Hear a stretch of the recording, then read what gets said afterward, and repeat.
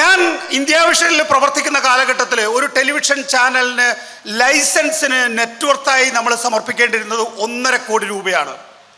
പിന്നീട് ഞാൻ reporter television channel തുടങ്ങുന്ന സമയത്ത് അത് 3 കോടിയായി ഉയർത്തി.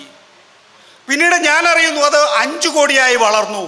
പക്ഷെ പിന്നീട് 5 കോടിയായി വളർന്നപ്പോഴും റിപ്പോർട്ടർ ടെലിവിഷനോ അതിനു മുമ്പ് തുടങ്ങിയ ടെലിവിഷൻ ചാനലുകളെ സംബന്ധിച്ചിടത്തോളം നെറ്റ്വർത്ത് 5 കോടിയിലേക്ക് ഉയർത്തേണ്ട സാഹചര്യം ഉണ്ടായിരുന്നില്ല. നിങ്ങൾക്ക് ഇന്ത്യ വിഷന് 1.5 കോടിക്ക് നെറ്റ്വർത്ത് ഉണ്ടെങ്കിൽ ആ സമയത്ത് ലൈസൻസ് തന്നിട്ടുണ്ടെങ്കിൽ അത് പുതുക്കി തരുമായിരുന്നു.